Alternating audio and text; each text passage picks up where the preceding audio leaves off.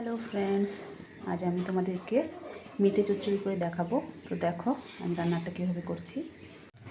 এখানে আমি লিভার আর কচকচিটাকে ভালো করে ধুয়ে নিয়েছি ঠান্ডা জলে। এরপর আরও একবার গরম জলে ধুয়ে নিব। গরম জলে আমি ভালো করে ধুয়ে নিয়েছি মিটে আর কচকচিটাকে। এবার এগুলিকে আমি ছোট ছোট পিস করে নিব। গরম জলে ধুয়ে নিলে মিটের যে একটা গন্ধ থাকে, গন্ধটা চলে যায়, খেতেও ভালো লাগে। তো চলো এবার আমি এগুলিকে টুকরো করে নিই। মেটে আর কচকচিটাকে দেখো আমি ছোটো ছোটো টুকরো করে নিয়েছি। এবার আমি রান্নাটা স্টার্ট করব। এখানে আমি কড়াই চাপিয়ে দিয়েছি। এবার কড়াই দিয়ে দিব সর্ষের তেল। এবার তেলটাকে আমি গরম হতে দিব। এখানে দেখো তেল আমার গরম হয়ে গিয়েছে। এবার এর মধ্যে আমি দিয়ে দিব পেঁয়াজ আর কাঁচা লঙ্কা কুচি। পেঁয়াজ আর কাঁচা লঙ্কাটাকে একটু ভাজা ভাজা করে নিব আমি।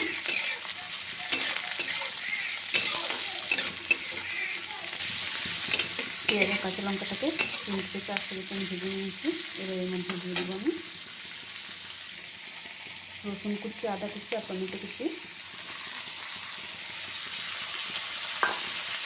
এবার সব কিছুকে আরও ভালো মতো 5 মিনিট আমি ভাজা ভাজা করে নেব। সব কিছুকে আমি 5 মিনিট ভাজা ভাজা করে নিয়েছি। পেঁয়াজ টমেটো সব কিছু আমার নরম হয়ে গিয়েছে। এবার এর মধ্যে আমি দিয়ে দেবো ধুয়ে কেটে রাখা লিভার আর কচকচিটা। সব কিছুকে আমি ভালো করে মিশিয়ে নিয়েছি। এবার এর মধ্যে আমি মশলা দিয়ে দিব। এবার এর মধ্যে আমি দিয়ে দিব হলুদ গুঁড়ো,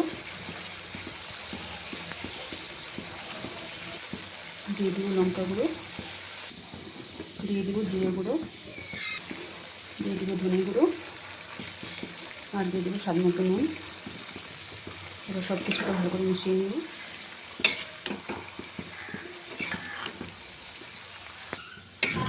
সব কিছুকে আমি ভালো করে মিশিয়ে নিয়েছি। যদি ভালো মতো রান্না করা যায় তাহলে মাংসর চেয়েও বেশি ভালো লাগে খেতে এই মেটে কচকচিটা। এবার এটাকে আমি কিছুক্ষণের জন্য ঢেকে দিব। ঢাকাটা খুলে একটু নাড়াচাড়া করে দিব। দেখো কত জল বেরিয়েছে। এই পুরো রান্নাটা ঢেকে ঢেকে করতে হবে আর গ্যাসের স্টিমটাকে লো রাখতে হবে, তাহলে রান্নাটাও ভালো হবে। আবার ঢেকে দিব এটাকে আমি। দেখো মেটে চচ্চড়ির কালারটা কত সুন্দর এসেছে।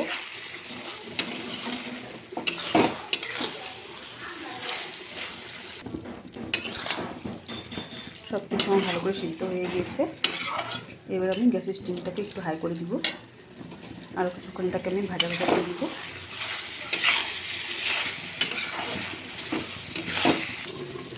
মেটে চচ্চড়িটা থেকে দেখো কত সুন্দর তেল বেরিয়ে গিয়েছে।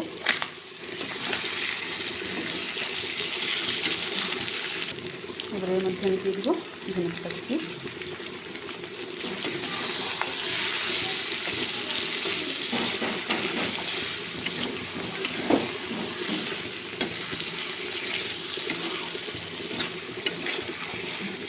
মেটে চচ্চড়ি রান্না কমপ্লিট।